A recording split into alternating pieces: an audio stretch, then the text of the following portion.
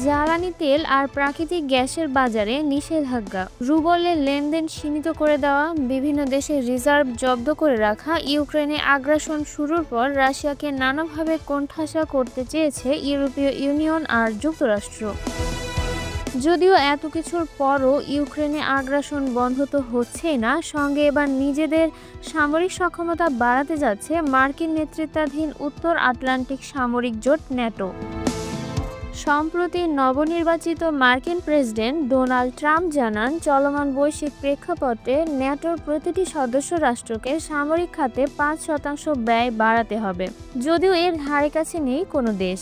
এর মধ্যে এবার ন্যাটো প্রধান বলেছেন, প্রয়োজনে রাশিয়ার ভাষাই শিখে ফেলতে হবে। ইউরোপীয় ইউনিয়নের উদ্দেশ্যে তিনি জানান, নিজেদের মধ্যে মতবিরোধ না বাড়িয়ে একজোট হয়ে বিপদ মোকাবেলা করতে হবে। গেল বছর ইউরোপীয় কমিশন প্রস্তাব দেয় ১,৫০০ কোটি ইউরো সামরিক খাতে ব্যয় করে ইউরোপের অস্ত্র কারখানাগুলো থেকে সমরাস্ত্র কেনার জন্য, কিন্তু জোটের সব দেশ এখনও এতে ঐকমত্যে পৌঁছাতে পারেনি। এদিকে ন্যাটোর অন্যতম প্রধান সদস্য রাষ্ট্র যুক্তরাষ্ট্র, তুরস্ক, যুক্তরাজ্য ইউরোপীয় ইউনিয়নের বাইরে থাকায় আরও বিপাকে পড়েছে ইইউ।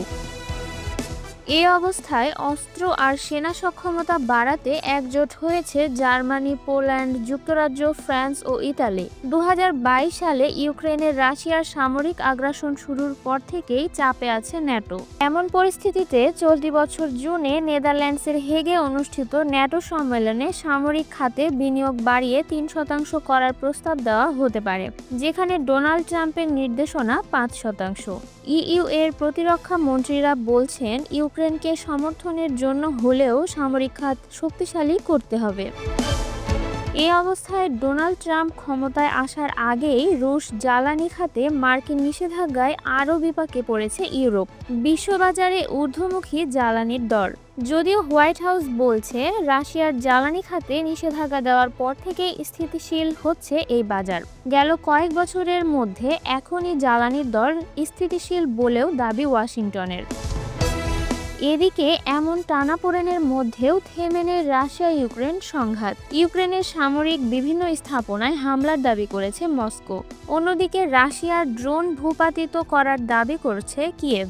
হামলা পাল্টা হামলার মধ্যে তুর্ক স্ট্রিম গ্যাস পাইপলাইনের একটি অংশে ইউক্রেন ড্রোন হামলা চালিয়েছে বলে অভিযোগ করেছে রাশিয়া। এদিকে যুদ্ধক্ষেত্রে রাশিয়ার হয়ে উত্তর কোরিয়ার সেনারা লড়ছে তুরস্কে। এই ঘটনা নিয়ে রাশিয়া ইউক্রেনের পাল্টাপাল্টি অভিযোগের শেষ নেই।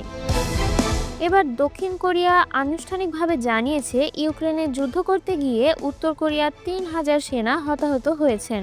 এর মধ্যে অন্তত ৩০০ সেনার প্রাণ গেছে। সিউল বলছে, উত্তর কোরিয়ার সেনাদের নির্দেশ দেওয়া আছে ধরা পড়ার আগেই যেন তারা আত্মহত্যা করে।